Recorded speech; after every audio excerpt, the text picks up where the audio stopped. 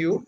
We have regular programs like this lecture series by veteran leaders of corporates and public sector companies who come and share their thoughts and wisdom with our members and invited guests. We have panel discussions. We have women's forum where our lady leaders help in nurturing and molding young leaders and other managers among that gender. We have many training programs, which is management education part of it, and of course, for the students of the Management Institute also, we'll see some of them here also. We conduct programs for them. We have conventions, we have CEO summits. So these kind of programs are started off with an inaugural event, which happened last week, where we had the Chief Secretary, as I've told you, and the Chairman of Life Insurance Corporation of India, Mr. M.R. Kumar, also attending it last week.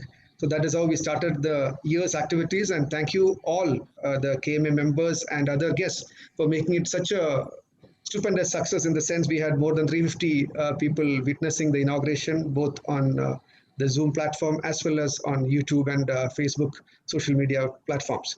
So today we are here starting the series of lectures called the Leadertalk series, which was aptly also by the immediate past president, Mr. Jibu Paul, when he started the series last year when the lockdown happened, when we couldn't do our physical meetings. This is how he actually circumvented that problem where we had so many speakers from all across the country and even abroad coming in and addressing, like how we have got you here today. Without traveling, we could get you, Naresh, to talk to us so that we could actually gain a lot from you, from your experience and wisdom. So that series was started last year, and I actually opted to continue that series this year also, and that is why this Leader Talk series, the edition number 1, we are unveiling with Mr. Naresh Kumar Pinisetti. Let me formally welcome you, sir, on behalf of the Managing Committee of KMA and all of us present here.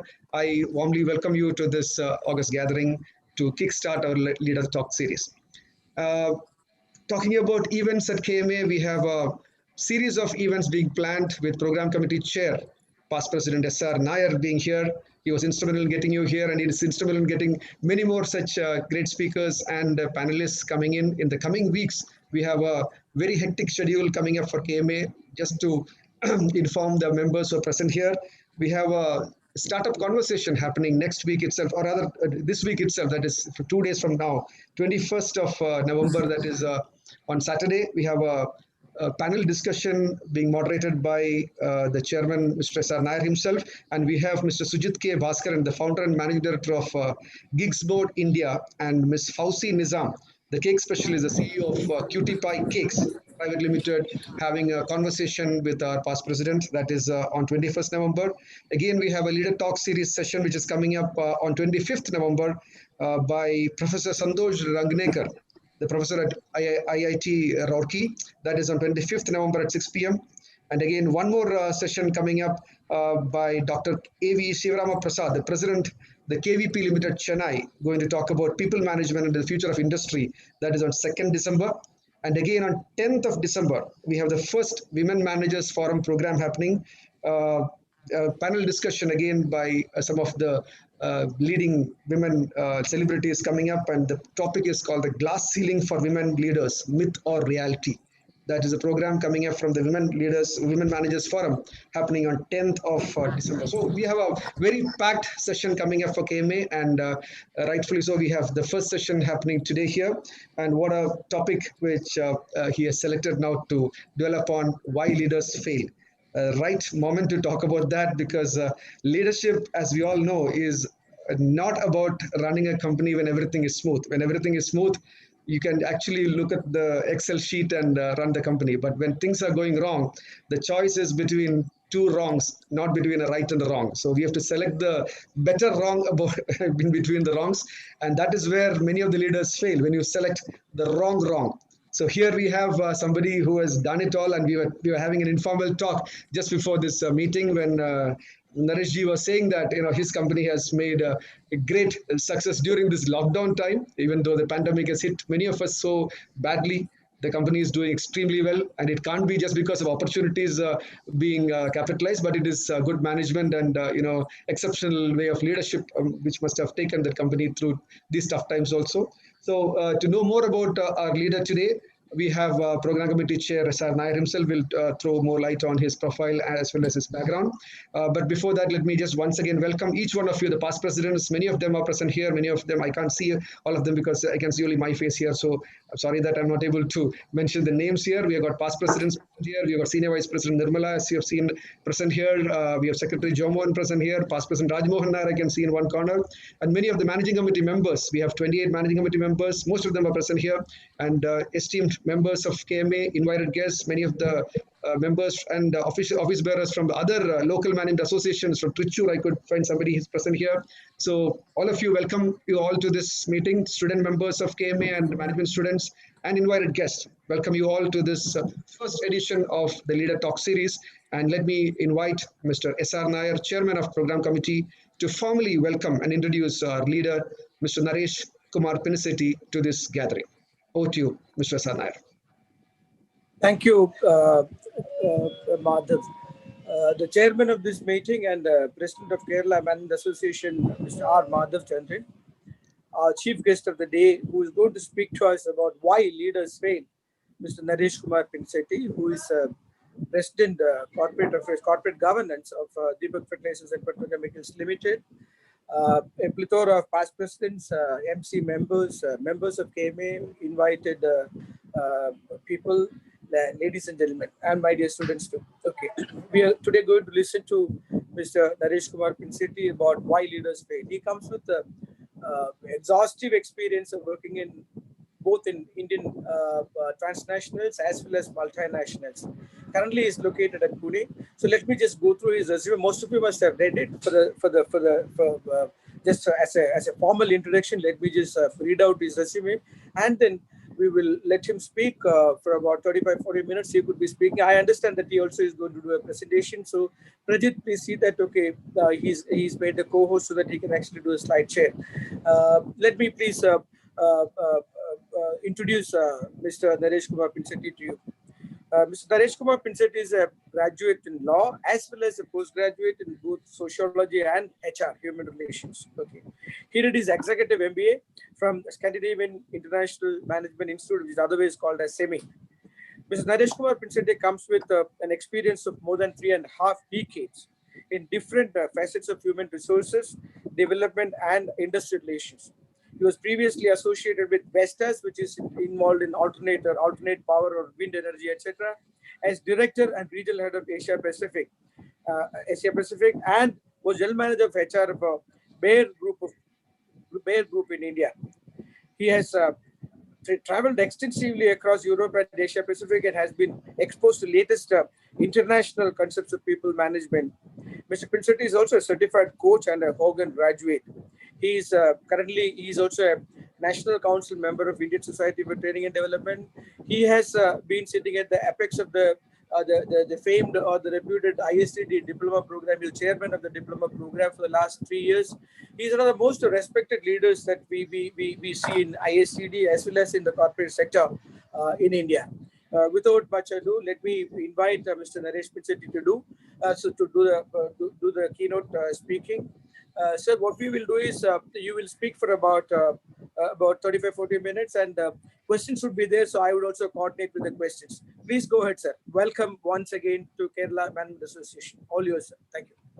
Yeah, thank you so much for that invite and the introduction to Mr. Mohan Chandran, then Mr. SR Nair, who's been a good friend of mine right from the days in which I've been associated with ISTD. So he's one of the, I would say, well sought after leaders in ISTD. And then his contribution to ISTD has been immense. Just to say a little bit about Mr. Nair.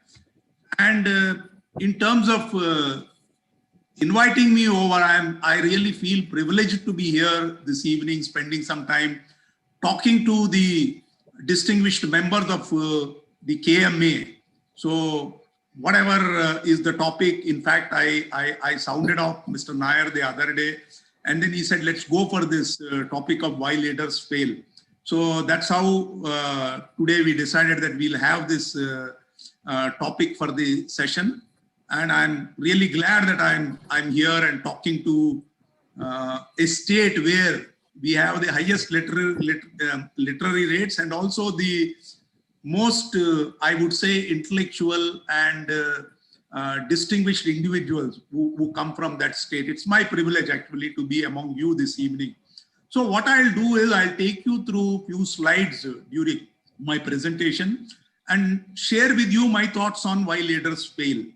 Leaders fail for many reasons actually, yeah? But then I am not going to talk about everything. I'm only going to talk about how we as individuals, all of us are leaders who are sitting today in this session, and how do we come in our own way?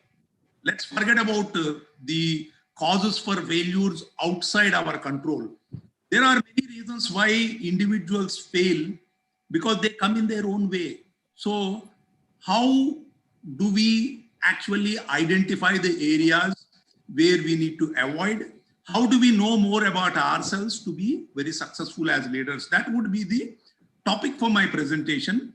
And if you look at the slide before you, this is the news we read every day. You open some business magazine, you read the business page on any newspaper. You see that the leaders are tumbling like sixpence. You see that every day there's no story that somebody has actually lost his job, somebody has been hauled up on issues of integrity for bad behavior. We are also looking at cases of sexual harassment for which leaders are actually being pulled up. They are facing criminal cases. And then we have many issues. And this is nothing new to us in the corporate world. I'm not saying this is just unique to India. This is across the world. That's what is happening. So we will try to look at the causes for the leader failure and how leaders can actually work in terms of ensuring that they identify those derailers in their personality and then they avoid those pitfalls and manage them effectively to be successful. So this is what I'm quoting Robert Hogan in a book, wonderful book called Personality and the Fate of Organizations. In this book, what Robert Hogan talks about is the fate of an organization is directly attributable to the personality of the leader who is at the helm of affairs. And I would say that also applies to a country or even a state, because we have seen how some of the leaders across the world have been able to really turn around the I would say fortunes of their countries. And even within India, when we look at so many states, how some of the leaders have been very effective and how some leaders are actually not being able to deliver on the results. So what Robert Hogan says here is the failed leadership is often the product of flawed interpersonal behaviors. As I've told you, we come in our own way of succeeding. So our own internal interpersonal behaviors actually stop us from achieving success. So when we actually talk about the failure of leaders, we'll also have to look at what actually makes a manager succeed, a leader succeed. So in organizations, because I am part of organizations, corporate India for more than 35 years, I can actually relate myself to the leaders in corporate world. So we promote people not because of their interpersonal skills or behavioral skills. Most often we promote people because they've done wonderfully well in their jobs. They are very technically, they are brilliant, and they've been able to deliver on the technical competencies. But then what we do is we promote them to higher levels and we put them into leadership roles. And then their behavioral skills are not actually attuned to the dictates or whatever are the demands of the role which they are catapulted into. So what exactly a leader is required to do? He should be able to outperform the competition by building a wonderful team. So what is required is how do you build a team and you succeed in terms of outperforming the competition. So when we promote people for their IQ, we actually miss out on a very important ingredient, that is EQ. So today, the corporate world is suffering because of leaders who don't have the right amount of EQ, the empathy, especially the recent pandemic has shown us how empathy is very important for a leader to succeed at the workplace, to actually command his forces when actually the entire country is going through a pandemic and yet be successful at the workplace. So what exactly is needed for this? So I would say that the adage of Socrates, when he said, know thyself, this is actually encrypted in the temple of Apollo in ancient Greece, where it's written in 400 BC, know thyself. It is a very loaded statement actually. So all of us sitting in this session today, nobody is perfect. If nobody is 100% perfect, we all have derailers in our personalities. And then what is important step in terms of a leader succeeding in his career or in whatever he is doing is to understand about himself, which many people fail to do. So what happens here is when people have these gaps in terms of understanding about themselves, they trip upon the behavioral competencies and then they fail ultimately in delivering. So this is very important. Knowing ourselves is the first step to achieving success at a workplace or when you're leading any organization, not necessarily a corporate world. It could be anywhere. So the research actually talks about the importance of self-awareness. Leaders who know about themselves, when I talk about knowing themselves, is about their personality. What exactly are the bright side of their personality and the dark side of about the personality. We will look at those dark side and the bright side of personality in the next few slides. So a leader who knows about himself, about the derailers in his personality, he continuously asks feedback in multiple forms, not necessarily with his superiors and peers, but even his subordinates, he keeps asking them for feedback. And he accepts this feedback. He doesn't ridicule the feedback once he receives this feedback, and he acts on that feedback. And those people who do this, who continuously seek feedback and accept the feedback and act on the feedback, are much more successful than those who don't seek feedback and act on that. And let's look at leaders who lack awareness about their behavioral traits or about their personality. Even when feedback is given them, they'll have these blind spots. They miss the feedback because at a senior leadership level, we will never get a straightforward direct feedback from anybody. We need to read between the lines when people are talking to us, and we need to pick up the nuances. So if people, when they don't know about themselves, they have these blind spots and they're always in a denial mode. If somebody is giving them feedback, he will actually say that, oh, he's got some different agenda, or he doesn't like me. His political agenda is different. He doesn't take the feedback in the positive way. And then when they don't take the feedback, they are slow to change and they become obsolete over a period of time, and they trip and derail. They fail in their career or they fail in whatever leadership position they are actually leading. So another view on self-awareness, what exactly self-awareness will help us. So if I know something about me, about the dark side of me, the dark side of my personality, I'll be able to control that. If I don't know about the dark side of my personality, that dark side will control me. So this is what John Whitmore writes about in his wonderful book called Coaching for Performance. So he says leaders require to understand the dark side of their personality. So know thyself, as I've told you, is very, very important for a leader to succeed. So what exactly do we know about leadership, and what is the impact of leadership on an organization, whether it's a corporate organization or it's an NGO or it's any other, or it's a political organization, or some leader is actually leading a country. What exactly is that we need to know about leadership? So leadership is real. It is not fictitious. When we talk about leadership, leadership actually matters. In whatever role a leader is, it really matters.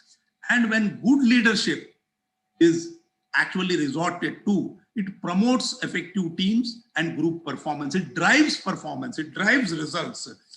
And bad leadership actually degrades the quality of life for everybody who is associated with that organization. And what we are concluding here is the personality of leader actually determines the leadership, the quality of leadership. Either it is good leadership or bad leadership is a direct outcome of the personality of the individual. My personality will determine how I lead in an organization. That means it's inside me, it's within me. It's not something which is external to me. As I mentioned in my initial, at the start of this presentation, how do we stop coming in our own way? By actually understanding the derailers in our personality. So what we are saying is leader personality actually drives leadership style.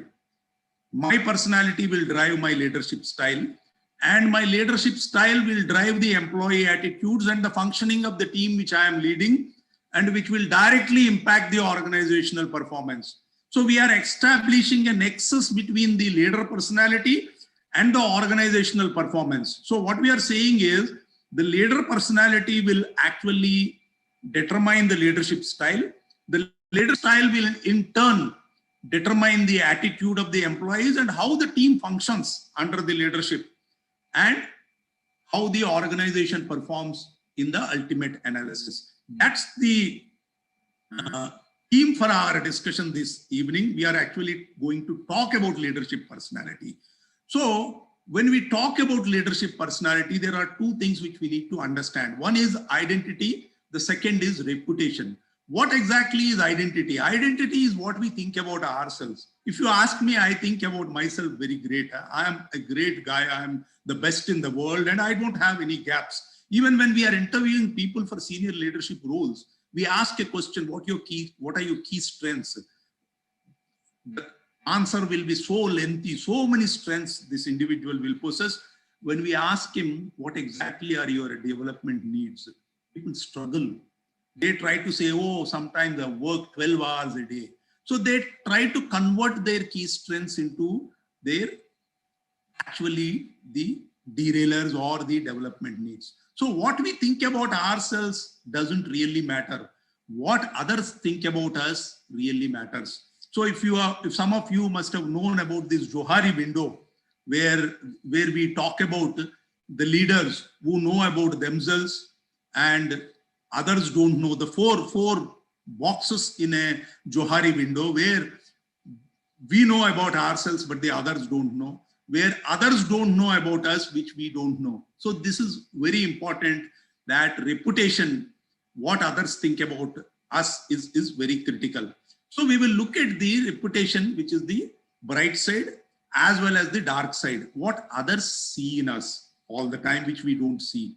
So the bright side of personality, we can talk about 7 traits. These are the bright side of personality, where we talk about adjustment.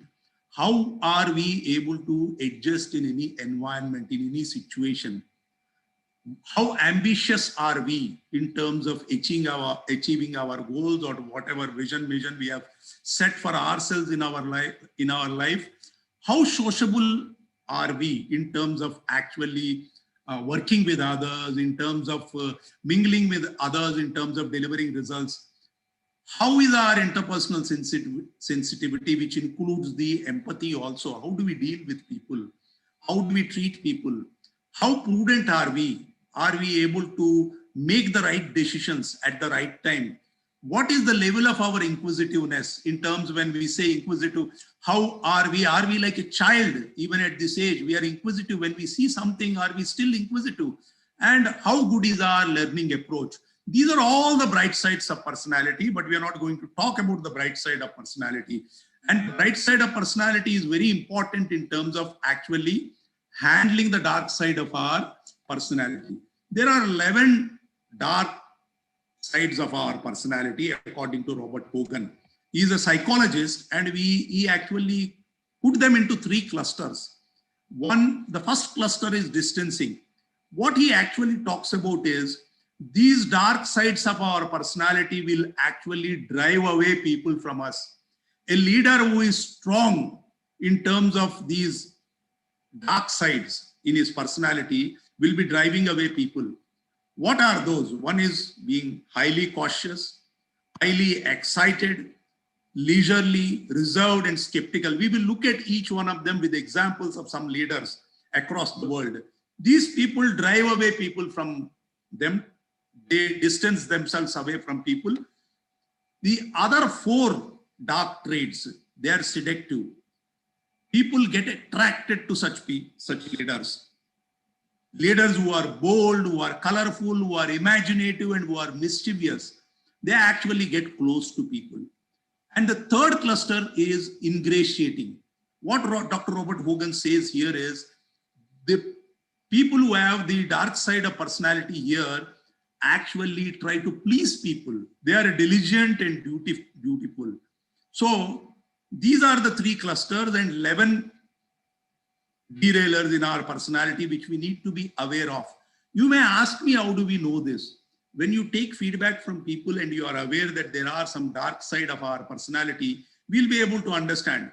I think our children are the best people who can tell us, and our wife, no doubt about that. And some of our close friends also don't mind telling us what are the dark side of they tell you in a very, very pleasing way. They'll say, this is the best part of you, Naresh, but then I think you need to improve upon these areas if you need to be successful. Say some friends told me you get excited very easily. So you need to control on that. So I know that this is a dark trait which is present in me, and I need to control that if I have to be successful in my career at the workplace or in any organization, whatever it may be. So let's look at these 11 behaviors which can derail us from being successful, derail any leader from being successful. Because when we are in leadership positions, we are able to camouflage these behaviors very effectively. We know that these derailers are present in our personality, but we are able to camouflage them effectively, except when we are stressed, tired, or fatigued. There is a stressful situation for me in an organization, there is an emergency, things are not moving the way they are expected to move, then my dark traits will kick in. If I am highly excitable, maybe in a stressful situation, I will flip my top and I will start shouting at people if they're not delivering the results. So this is something, an example I can actually give you. But in normal conditions, I know pretty well I'll be able to manage my derailers very effectively. So some of the people are unfortunately not even aware of them. So once we are aware of them, we will be able to manage them effectively, both at work life and also in our personal life. So because these derailers can actually impact our relationship with people and also impact negatively our careers. They can actually stop us from growing further in our careers. And mind you, each one of us sitting in this session have at least 3 to 4 derailers and high risk behaviors which we need to be conscious of. So how many of us are conscious of about our derailers and the dark side of personality in all of us, and how effectively are we managing? So if you look at this, there is a personality test also. If you take a set of questions, it will give you a report. You can all go and try it out on the internet for free also. So I'm giving you some examples here. If somebody, let's take these 4 derailer behaviors, excitable, skeptical, cautious, and reserved. If somebody is on a score of less than 40, there's absolutely no risk. That means that behavior is not going to kick in even in a stressful situation or when an individual is undergoing a fatigue. The low risk is basically between 40 to 70 and high risk is above 90. That means people with high risk, there's no doubt this behavior will kick in stressful situations. And I've seen this. I'm coaching people in my organization. Currently, I'm coaching 7 people. Some of my senior leaders I'm coaching, and I see in the conversations that these derailers actually stop them from engaging with the employees and also being able to achieve success beyond a particular level. So let's look at some personalities in history who are known for these behaviors, each of these dark side of behaviors which are called as derailers. The first one is excitable. As I've told you, these people who have a moderate or high risk here, they are easily excited. They get irritated with people. They are hard to please and they are unable to deal with stress. If it is at moderate level or at low risk, these people exude a lot of passion and enthusiasm. but then when the stress kicks in, they are subject to outbursts and a lot of volatility. Who is this individual who's known to have displayed this excitable behavior? Lyndon Johnson, who was the former president of the United States of America. This guy is completely unpredictable.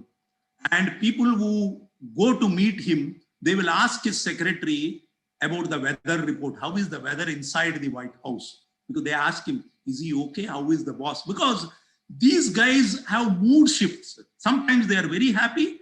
Sometimes they are very angry, and they will take it out on anybody who approaches them at that minute. And they resort to verbal abuse. They throw tantrums. They do everything. And Lyndon Johnson is known about that. And in fact, if you look at the bright side of his personality, he is very, very passionate about civil rights and labor reforms. And he passed the Civil Rights Act in the year 1964. That is attributed to him because he is very passionate in terms of civil rights movement and all that. And he is the one who escalated the Vietnam War. And the American citizens still remember him. And they are very unhappy with him for escalating the Vietnam War, which the Americans have to pay a heavy price. He is known to be very aggressive and having a short fuse. And he is known to drive a car after getting drunk at 90 miles per hour. And that excited him actually. And one day, a memoir on Lyndon Johnson published, when he was urinating, he goes on to urinate on the shoes of a Secret Service agent. And instead of apologizing to him, he quips and then says, that's all right, son. As presidents of the United States of America, that's my prerogative to urinate on your shoe. So that's the arrogance which these people actually exhibit. This is one example of an individual who is highly excitable and who's unable to manage his dark side of personality. Let's look at the second personality, which is skeptical.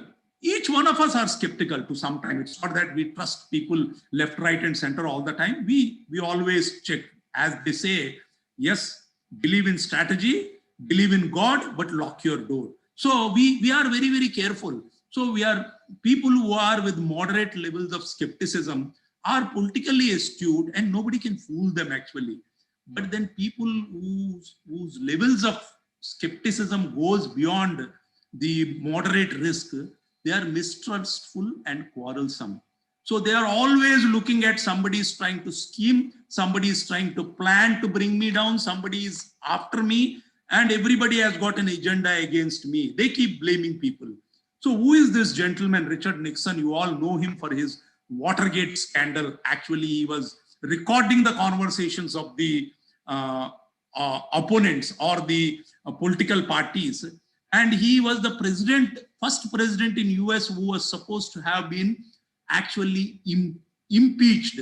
And he had to quit office because of the Watergate scandal. He always used to maintain a hit list of political enemies, and he is known to be highly skeptical, and he was always maintaining a dossier on the activities of the opposition leaders. So this is about Richard Nixon, who is known for high skepticism, which has brought him down from the presidentship of the United States of America. Being such a successful leader, when he was unable to manage this dark side, he had to face his fall, unfortunately. The third one is cautious. Some leaders are too cautious. All of us are cautious to some extent. But then when people who are cautious are careful, they are very precise. But then when it is on the higher side, they are very indecisive and risk averse. They actually get into an analysis paralysis and they don't take decisions. They are very, very embarrassed that they will commit mistakes if they take a decision. Last CEO of GE, John Flannery, who lasted in that coveted position for just 12 months because the GE board decided that he is not the kind of a leader which GE can afford in a VUCA world. In fact, he is known to have actually taken down GE to the current situation which it is in. So this gentleman is known for not taking any decisions, procrastinating things, and also afraid of actually getting into the decision mode. and he was unable to actually build relationship with the political supporters, and he was obsessive towards details and very, very rigid in his approach. This is about the gentleman who is John Flannery, who actually fell from the position of CEO of a giant organization like GE, a $45 billion empire.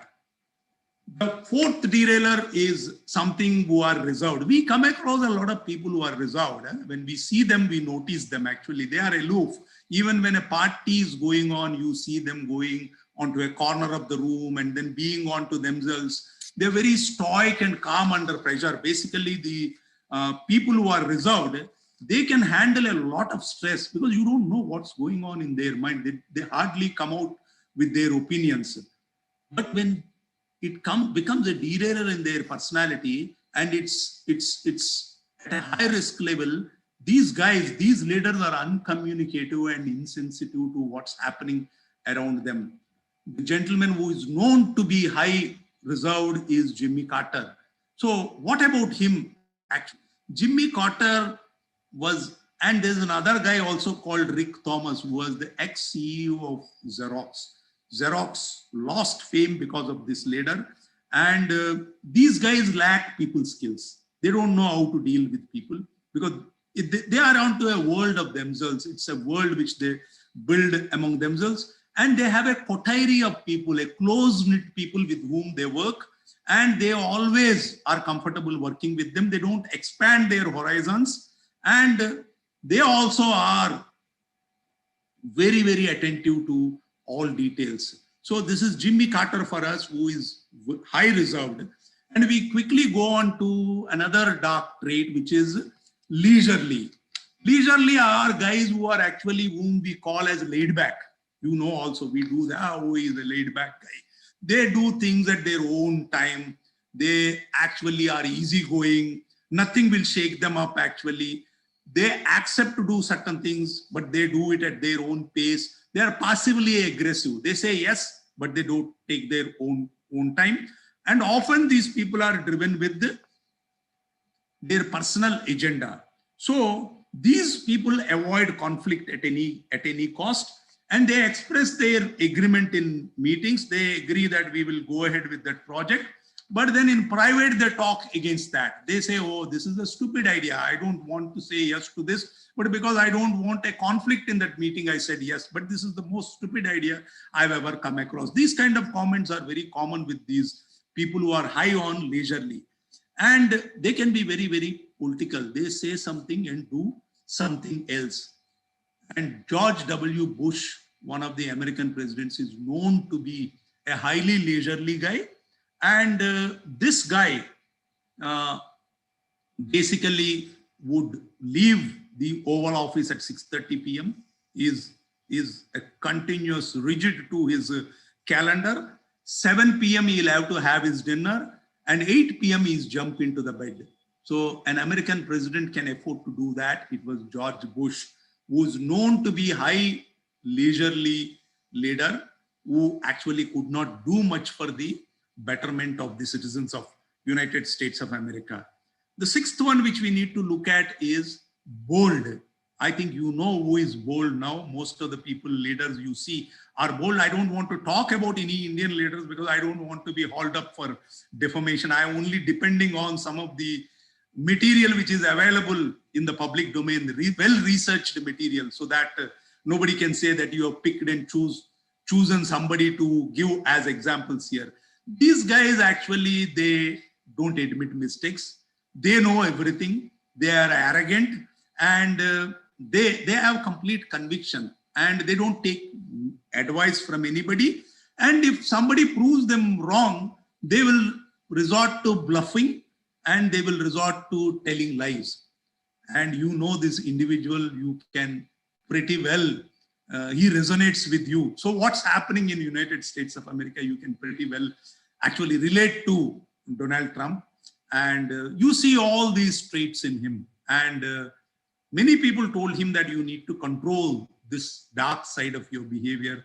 But I think he's beyond repair at this juncture of his career or at his age. So the seventh derailer we quickly go on to. I'm running through quickly because of paucity of time. I don't want to delay you beyond the time allocated to me. The seventh one is people who are mischievous. Each one of us are mischievous. It's not that we enjoy a joke or we are not sometimes humorous. Each one of us are mischievous as long as it's the right amount of mischief. We tolerate a lot of risk, especially in India, we tolerate a lot of risk, because when I'm working with this European company, I used to tell my European counterparts, even getting married is a great risk for you in Europe. For in India, it's not risk at all, because we get married. We don't find that risky at all, because marriage has taken a lot of European people to the cleaners when it resulted in divorce. So it's very risky for them. So they are very persuasive. And when it reaches the highest side, the highest score, people are impulsive and manipulative here. Let's look at one leader here, Carlos Ghosn, who actually is known as one of the greatest CEOs in the automobile world. He was the CEO of Renault Nissan. He is the guy who has been responsible for the merger of two giants in the automobile world. But what he did, he actually fudged his personal accounts, used some company's money for his own buying of shares and all that. And he's been summarily sacked. He's facing criminal charges in Japan now. And his son has to evict him from Japan by paying a bribe of $500,000 recently, even till he is facing criminal charges in Japan. He's worth $1 billion actually, but then why this guy has to resort to this kind of a risky behavior? It's in his personality. Let's look at another personality who is none other than Martin Winterkorn, who's the CEO of Volkswagen, who's known for that Dieselgate. Currently, even in last month's newspaper, he's been arrested and he's undergoing criminal charges for actually manipulating the emission norms in the Volkswagen cars. There are many other leaders also. For example, Bill Clinton is also known to be highly mischievous. Otherwise, a president of United States of America having an affair with an intern in the White House, what kind of a risk he got into? And you look at some of the Indian personalities, who's Panish Murthy, who's the blue-eyed boy of Mr. Narayan Murthy, and he had to lose his job in Infosys because he got involved in a sexual harassment case where Infosys had to get out by paying millions of dollars of compensation to that lady. But did he keep quiet? He became the CEO of Patni Motors. He got into another sexual harassment case, and once again he had to lose his job. So you look at other characters like Miss Chanda Kochar, who's one of the celebrity CEOs in the Indian banking industry. She's now, she and her husband are rotting in jail. These are some of the individuals whose cases we can look at, who's unable to actually manage their manipulative and impulsive behavior, which is the dark side of their personality. Then we look at the people who are very colorful. You come across these people, they wear hats in meetings, they come in very flashy attire, they always show off in these wherever they are. You can't miss them in a crowd actually. These people, they want to show themselves off as very talented, very interesting, and they actually put down all other people. And at a moderate level, these people are entertaining and they are very expressive. It's very good to interact with these people.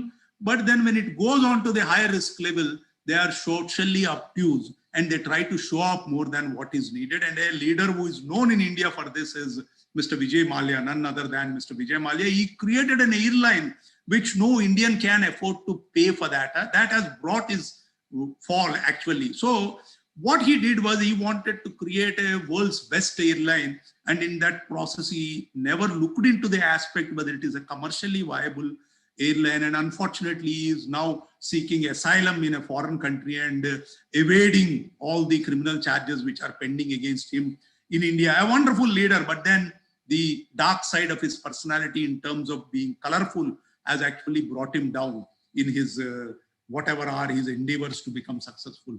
The ninth trait is imaginative. What are these leaders basically? These leaders at a moderate level are creative and visionaries. Each leader has to be creative and visionary if we'll have to take the organization to the next level. There's no doubt about that. And these guys basically are known to be eccentric. If it is on the high side, when they are unable to manage their eccentricity, they sometimes come with very, very creative ideas, and they sail a lot of ships in the sea which do not reach the coast at all the times. So they are very unpredictable when they are stressed, and they come out with wacky ideas and constant changes which they generate in their organizations. And I don't know how many of you agree Elon Musk, because it is a very highly debatable point. Because when you talk about Elon Musk, Tesla never made profits in the last 15 years, especially when only I think they started making profits after the pandemic. That's what I read. And the Model 3, which was started by Elon Musk, was a disaster, which never took off in the commercial market. And his SpaceX, nobody knows how useful is that SpaceX. It's a wonderful, brilliant idea. But then how is it commercially viable? Why on earth anybody needs SpaceX? He is beyond our times, actually, Elon Musk. And he says bizarre things to investors. One day he goes out to an investor conference and then he says, I'm going to make my company private, Tesla. And the shares fall, tumble in the stock exchange overnight. And he brought his brother onto the board, which led to a lot of controversy in terms of the governance of Tesla as an organization. And he finds very difficult to delegate. You know, he works for 18 to 20 hours, and he is known to have stayed in the Tesla factory for days together without even going home. So this is a very eccentric character of Elon Musk, who is highly imaginative, going on to the other extreme.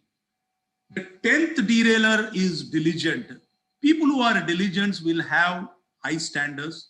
They're very meticulous. They are nitpicking. They are very, very precise. They're very critical and stubborn. And when somebody, a leader who is high on diligent, it becomes next to impossible for people working with him to manage themselves. The one leader who is known for this is Marissa Mayer, who is one of the youngest corporate CEOs in the American world, who headed Yahoo in her early 30s. But what happened to Yahoo? In the very first year of her taking over as the CEO of Yahoo, 1/3 of the top management of Yahoo quit the company. And she took Yahoo to cleaners. Actually, at one point of time, Yahoo was sought to be acquired by many big organizations in America, and ultimately Yahoo was sold for a song. And Marissa Mayer, because of her micromanaging the people, she brought Yahoo to the downfall, actually. And the 11th one is dutiful. Dutiful is something where these people want to be agreeable to everybody. They don't want to disagree with anybody. Even when they are in a leadership position, they look at people's acceptance for everything. They are very submissive and conflict averse, and they want to conform under pressure. And unfortunately, I have to take a very good Indian leader as an example here. You know him. Even in his book, the recent book, Obama has written about Dr. Manmohan Singh, that Mrs. Gandhi has actually brought him to ensure that Mr. Rahul Gandhi is no threat. So he is a leader who is known to be dutiful, only trying to please his masters. So unfortunately, this is a leadership derailer in Mr. Manmohan Singh, known for his financial acumen and leading the World Bank and other sophisticated positions. And unfortunately, this is a dark side in his personality. So let's look at these seductive traits in an individual. These 4 seductive traits in an individual will make one as a charismatic leader. We looked at some people, charismatic leaders like Vijay Mallya. What is he? He's a very charismatic leader. These guys, these people who are high on bold, high on colorful, high on imaginative and mischievous, they actually draw people towards that side. People go towards these people. They would love to work with these people. They fall for their machinations rather. So charismatic leaders. So unfortunately, the corporate world today is full of charismatic leaders. And even when we hire people who are charismatic leaders who actually can inspire devotion in others as compared to humble leaders. What is charisma? Humility is the opposite of charisma. So these humble leaders don't have arrogance. They actually take people into confidence. They don't have pride. Whereas the charismatic leaders always would like to be the center of attraction everywhere. Let's look at some of the traits of a charismatic leader. These charismatic leaders, when something goes wrong, they don't accept responsibility for failure. And these guys are also narcissists. In fact, when you are actually interviewing people who speak well in an interview, you tend to hire them because these are charismatic leaders who are also narcissists.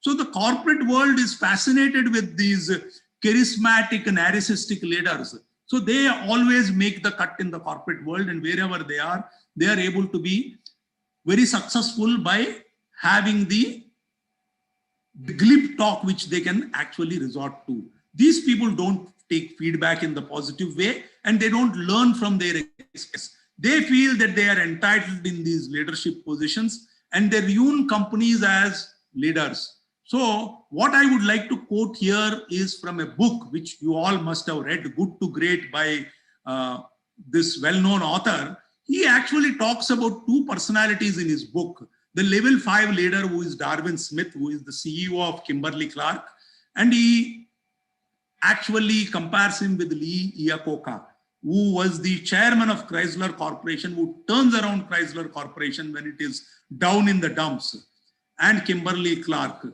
So let's talk a little bit about Darwin Smith. Many of us would not have heard about Darwin Smith at all because he is known to be a humble leader, and this Jim Collins recognizes him as the level 5 leader in his book. So this guy was a lawyer. He comes from a poor agricultural family in US, and he is the legal counsel of this company called Kimberly-Clark.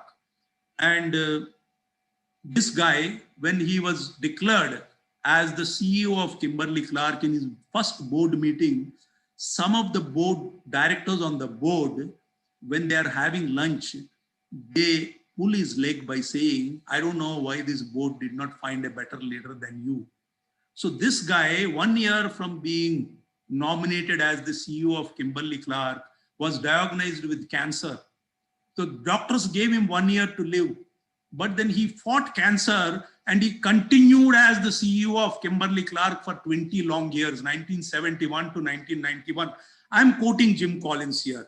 So this guy turned around Kimberly-Clark, which was a loss-making company in the 20 years, and gave a run to the Unilever and Procter & Gamble's of this country by converting Kimberly-Clark into a white goods manufacturing company. And 9 of the products Kimberly-Clark was producing was the market leader vis-a-vis Unilever and the Procter & Gamble when he was the CEO of Kimberly-Clark. If you try to get a photograph on the internet, you will not find one. So when some press guys asked him, what is your key strength? He went on to say, I never stopped trying to become qualified for the job, because people told him when he took over as CEO of Kimberly-Clark, you're not fit to be a CEO of this company. They put him down. But then 20 years, he tried hard to prove these critics otherwise and converted Kimberly-Clark into a globally reputed brand and one of the most profitable companies from 1971 to 1991. And he developed leaders in the organization to take over when he stepped down from this position. On the other hand, Lee Iacocca, a very successful leader, but then a narcissistic leader. So what is Lee Iacocca? Lee Iacocca was actually a business leader in Ford Motors. And Mr. Henry Ford was very much afraid of a leader like Lee Iacocca. He never wanted him to step into the shoes of a CEO of Ford Motors because he never wanted anyone other than the family to head the empire of Ford Motors. So Lee Iacocca was selected to the role of a CEO for Chrysler Corporation, which is actually not making money at that time. more or less at the same time when Darwin Smith took over as the CEO of Kimberly-Clark, and Lee Iacocca stepped into the shoes of the CEO of Chrysler Corporation, and he turned around Chrysler Corporation and made it one of the profitable companies in the world. But then he decided not to leave Chrysler Corporation when he started getting stale. In fact, people started saying within Chrysler Corporation, Iacocca, I am chairman of Chrysler Corporation always. That's what they actually named him, because he never wanted to step down. When ultimately, when the board pushed him out of that position, he negotiated a huge severance package, including a private jet and a pension for his lifetime, huge pension running into millions of dollars. So that is a leader. When compared to a humble leader, we are actually talking about a leader who is charismatic and narcissistic.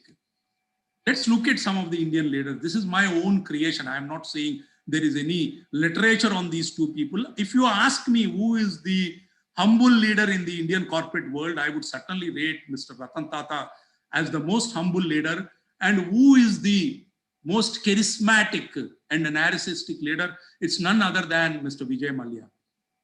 So the last two slides of my presentation for this evening, and humble leaders tend to acknowledge their mistakes and limitations, and they spotlight others' contributions. They always acknowledge others' contributions. They listen from others, and then they don't mind laughing at themselves. If something goes wrong with them, they don't mind laughing at themselves, and they don't feel that they are entitled. And they have egalitarian values. They treat everybody with respect. They treat everybody on the same level. And these are the final thoughts of my presentation today.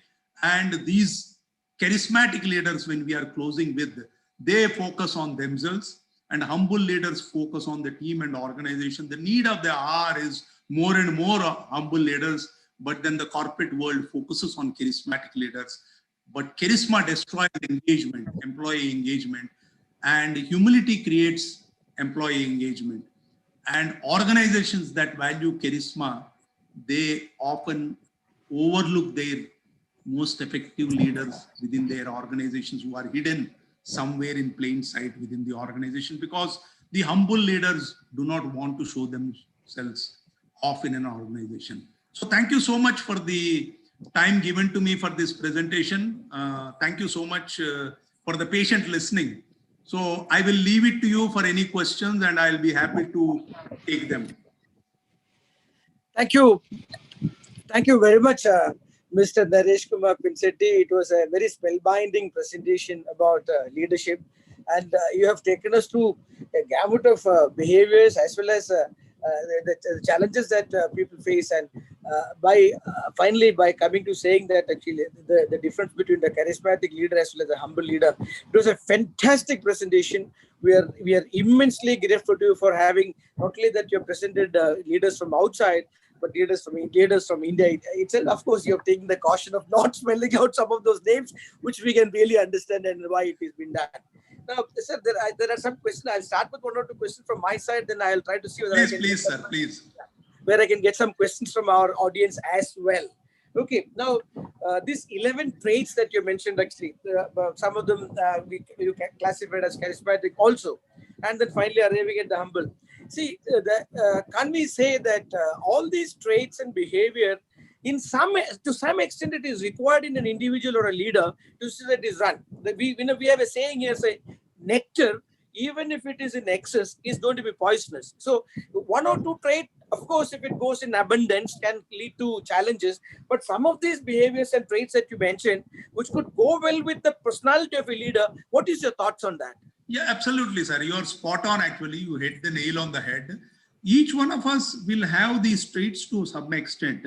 As I've showed you in one of my slides, only when it goes beyond the moderate risk level, that is going to become a derailer. Because even if it is a derailer also, if we are on a high risk, if we know about that, we are conscious about some of these derailers in our personality, and we are able to manage. Let's say when some of my team members goof up in a situation, let's say in an emergency. So I know that I am highly excitable. So I always keep thinking at the back of my mind, I need to handle this situation with a little bit of caution, because in this given situation, it's easy for me to lose my temper.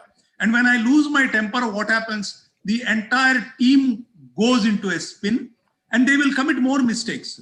So, as you rightly mentioned, it is desirable for us to have this to some extent, but we need to be cautious when it goes into the high risk zone beyond the moderate risk.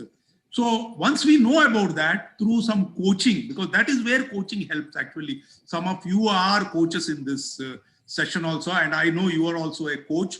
So coaches really help these people to understand the dark side of their personalities and how to manage this through the coaching sessions. And leaders who are able to manage and mitigate these high risk behaviors have been quite successful. And we have known many of them. In fact, one of the companies where I worked, a CEO, he is known for his wild temper actually. Yeah? So he realized through coaching that this he needs to control. And he joined an organization called Brahma Kumaris. I don't know much about it. I know, yes. Mount Abu, Rajasthan, yes. Of course, yes. He's been to that place. They are somewhere in Uttarakhand, I think. He's been there. He spent some time. He came back, and if he's not the same person, if somebody tells anybody this guy is highly excitable, you will not believe. He's become such a sadhu. Nothing will impact him. So some people are able to manage that effectively. So what is required is we need to show the mirror to such people and make them understand, see boss, this is something, you're a wonderful leader, but this is a trait in you which can derail your career. And if he handles it well, and as Malcolm Gladwell says, what got you here won't get you there. So people at some point of their career have to manage these derailers. Second question from me is related to the imaginative characteristic of the trainers, because we live in a world of disruptive innovation, and innovation is nothing but imagination, and that comes from the creativity side of the people. And the same Elon Musk that we have been actually speaking about, William, and in fact I was reading today morning, sir, that he has overtaken Mark Zuckerberg in the American the share market actually. So that's the value that he has gone up. Now, of course, it's a very excellent example, because he has been having a habit of going and telling many things to many people and creating challenges to himself. But being imaginative, isn't it a very positive trait? Now, how can we actually put it into the darker side and say that, imagination? Certainly, sir. What I am saying here, maybe I am unable to articulate it effectively. What we are saying is we need to be imaginative and creative.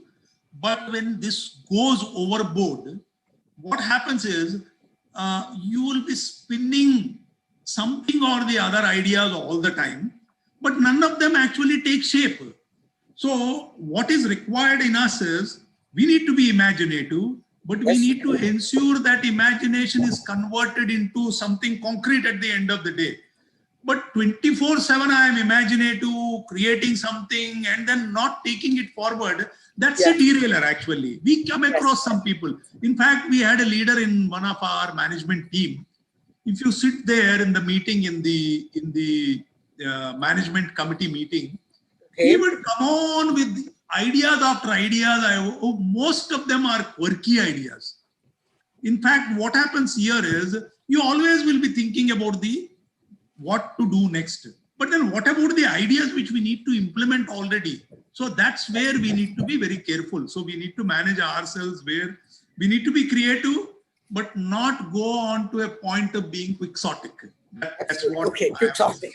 That's the right word, not being very quixotic about it. To the audience who are listening to us, we are also in the chat notes and a link towards giving us a feedback. We would love to have your feedback for two reasons. One, I would definitely like to get back to Mr. Naresh Pinisetti as to how you felt about, how you read about it, that because we would love to have that feedback. Number two, we also would like to see that, whether we can actually make up or compensate or do better than in some of the areas where you feel that, we need to do better. Now, sir, before I go into the questions from, of course, let me go to the questions from others. I had seen here, yes, there is this question from there are some questions which I had seen. One of them are, this is from Hari Kumar, who is a managing committee member, also a managing director, CEO of TCC, Travancore Cochin Chemicals. He says, why do we have to compartmentalize leaders into different categories? Is not the era of categorizing things black and white over? Everyone has a percentage of many of these traits. What do you say? I agree with you, sir. I think what you said is completely correct. As I've told you, each leader will have a little bit of everything, whatever I have described, whether we are talking about the 7 traits on the bright side, which we did not discuss much because our topic is why leaders fail. So each one of us will, when we actually answer this questionnaire, we will get a report on what is our score on each of these traits, both on the bright side and also on the dark side.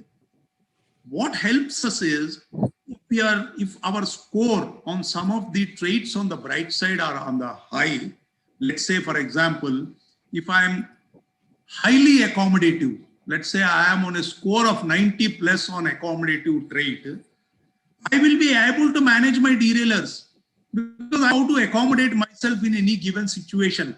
But if I'm low on accommodation, but high on some of these derailers, it is going to trip me. It will make me fail. So I need to balance my bright side with the darker side and then achieve success. And for a moment, I am not compartmentalizing anybody because each human being is unique in his own way. Because even if you administer this personality profile to individuals, all I would say today we have around 55 people in this session. No two, I would say, reports will be the same. Like our fingerprint, it's our fingerprint. It's very unique to ourselves.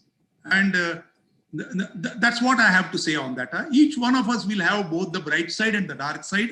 And when some of these dark side traits are on the excessive side, we do come across people who fly by the handle, some excitable people. Some are who are so laid back, nothing would shake them. I don't want to name some of the Indian leaders. They are coming at the tip of my tongue, but then I'm actually resisting myself from giving. You're biting your tongue to see that it doesn't come out. There's a question from Dr. Raman, who is a consultant who was also part of our managing committee in the last years. He was asking me this question, sir. You were mentioning about the Johari window. What do you suggest to know oneself better by opening the blind area and the unknown area? That is his question, sir. Will you be able to answer this? Yes, sir. So what I would say is, sir, the best thing is asking for feedback, as I've told you. So forget about whether we are in a leadership role, not in a leadership role. So the best thing for us to correct ourselves is to keep on asking for feedback without any inhibition, whoever it is. In fact, the best people to give us feedback, which is not colored, is our own family members, our own friends from school, colleges, from our whatever is our office, whom we consider as close friends, whom we don't have any inhibition to share some of our I would say even secrets. So those guys will give us the feedback and we act on that feedback. I think that would help us to a large extent. Otherwise, there are psychological tools which are available, because even when we are hiring some of the senior leadership people in our organization, we do administer these psychological tools because we don't want to go wrong in hiring a wrong leader, because it can have a very, very debilitating impact on the organization tomorrow if the hiring goes bad. So we use all these tools, we use feedback, and as people who are working in the organizations, we get the annual appraisal feedback from our bosses. And there is 360 degrees also. Many companies use 360 degrees very effectively, where my peers, my subordinates, people, my customers will give me feedback on a plethora of the personality aspects which relate to me. And I need to take that feedback with a pinch of salt rather than poo-pooing it as somebody is giving it to me because they don't like me. I would say that actually to answer the question. This question comes from Admiral S. Madhusudanan. He asked this question. You mentioned that the corporate world looks up to charismatic individuals to head organizations, knowing well it is not correct. Why so? That is what his question is. Yes, sir. Sir, my salute to you, Admiral, sir. Good that you asked me a question. I feel privileged to answer your question. Unfortunately, what happens, no, logic does not work with many people. No? So we know that something is not logically correct, but we tend to do it the other way around. So the corporate world knows pretty well. In fact, I've cut down my slides because of paucity of time. Yeah. If you look at the postings in LinkedIn, in fact, I've looked at the postings on LinkedIn for senior leadership roles. And if you divide the required behavioral traits, Yes. majority of the behavioral traits tend towards hiring charismatic leaders. Humble leaders, I don't know why humble leaders the corporate world is not in favor of. I don't have an answer actually, but then the need of the hour, especially the pandemic has shown that only the humble leaders will be able to make the cut in the corporate world. And people who are charismatic leaders they are tucked away in their homes and they are only visible on the Zoom platforms, Microsoft Teams and webinars only. So there's no personal one-on-one interaction. And I would certainly say that humble leaders are the need of the day, but I don't know why corporate world is still fascinated with these charismatic leaders. Even the political world is fascinated with charismatic. Across the world, across the world. Yes, yes. Thank you very much, sir. Actually, it was a fantastic display of your insight, your knowledge, your reading. In fact, some of those places where you have been actually referring to the authors as well as they're saying, fantastic. We have been so privileged to listen to you. And one thing actually now, you started by saying, which actually said millenniums back, know thyself. Know thyself actually helps you to go through all these things and see. Before I invite our Honorary Secretary to come and propose the vote of thanks, people who are part of this the audience, please, by day after tomorrow, that is Saturday the 21st, we have a StartCon, that is a startup conversation where we would be doing the conversation with Mr. Sujit, who is a startup entrepreneur, as well as another lady called Fauzi, who has been making lakhs of birthday cakes every year now, to understand as to how she succeeded in this world. On the 25th of November, we have Santosh Ranganekar, who is a professor of management in Roorkee, IIT Roorkee.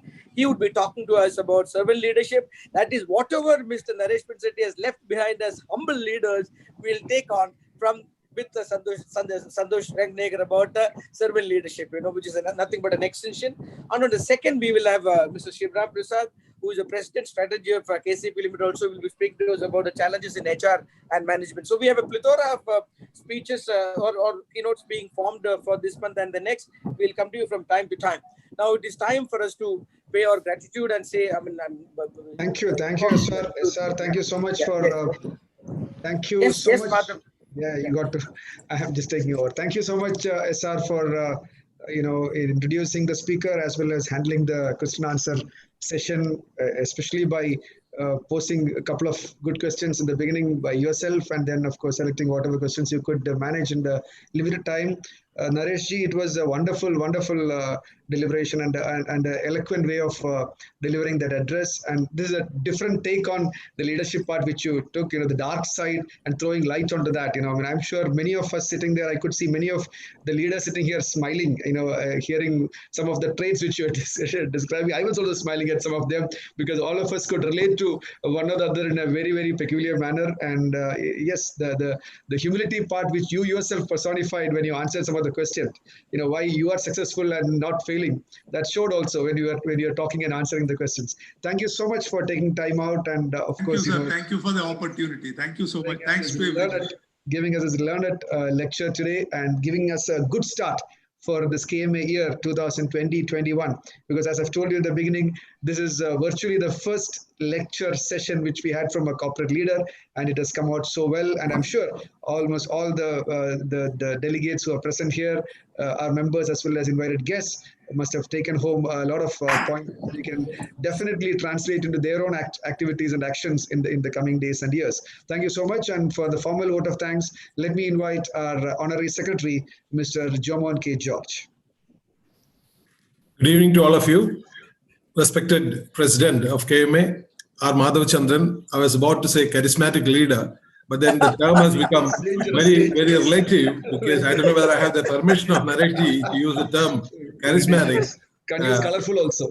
Yeah, and program committee chair SR Nair, who coordinated the session so very well, and very, very respected Naresh Pinisetti ji, who has given us a stupendous discourse with leadership from a completely different perspective, as the president rightly said. And the questions were proof that we are all glued on to the presentation. And of course, there are some questions which probably had a contribute, but towards the end of it, you can see the feedback is so excellent.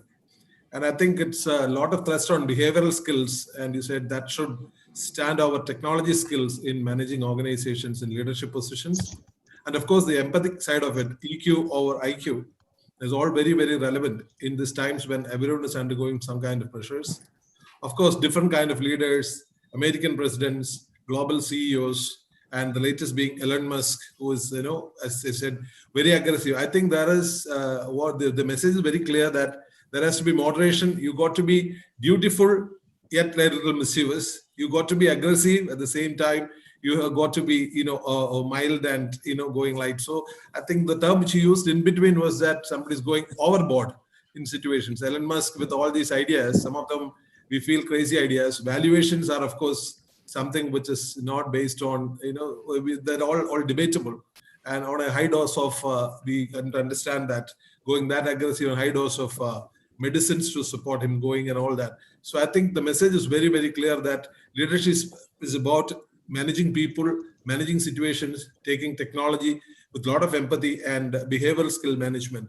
And also it's very important. One thing which is striking was that, don't get too entitled about our own achievements and then applauding people, highlighting their achievements. All that is very, very well taken. And the feedback I mentioned is excellent. So the session, as the president rightly said, is the first session after a glittering inaugural function we had just a few days back with the Chief Secretary of the State, and where we also gave away the Management Leadership Award to the Chairman of LIC, Mr. M.R. Kumar, well coordinated by Mr. S.R. Nair. So my profound gratitude with the words that come from my heart to Naresh ji for coming to KMA. Though virtually post-COVID, we surely like to have more sessions from you. We would like you to come down to Kerala and enjoy the Kerala hospitality. And I would also say Kerala and KMA hospitality, which you would surely find it different and, quite thing. And therefore, that is what we're looking forward to. So thank you to the participants, all of you, for staying glued till the very end. And to SRG for once again coordinating with, as our president said, with the relevant questions to have the Q&A session kick-started, and to the president, who is again doubtlessly a charismatic leader. And of course, all of us have the dark side of it. And then we will, today's session, I'm sure, would throw light on to that dark side. A lot of introspection, and something you said is a response to feedback. Lack of responding to feedbacks is something which puts all of us, probably, stunts growth. And today, SRG has already mentioned that KMA wants feedback. One is on this session, two is on how to conduct ourselves into the future. So thank you, everyone. A wonderful evening. Thank you once again, Naresh. No words to thank you for on behalf of all of us. We have the senior vice president also, Nirmala Lilly, in our midst, almost all the managing committee members. And thank you so much, every one of you. So let's stay safe. And these times of difficulty, three things are very important: restraint, resilience, and a fresh resolve that we shall overcome. Stay blessed. Thank you all. Thank you, President. Thank you, Secretary. And Naresh ji, we have a specially curated memento coming your way. It looks like this. I believe, Prajit, are you there? You're sharing my screen or showing it? Yeah, this memento will be coming. Thank you so much, sir. Wonderful. It's looking wonderful, actually, I think. A photograph of today's session, and it will be coming your way very soon. Thank you so much once again for thank you, sir. Thank you. Thank you, Naresh ji, sir. Thank you, sir. Naresh, that is with your photo in session. So I think that's a wonderful quick work, I would say. Quick work. Very, very creative, I would say. Thank you. A signature memento of KMA that will come to you very soon. Sir. Thank you so much, and have a great time. Be safe. And all of you in the session, please take care of yourself and be healthy and safe. Thank you, and good night.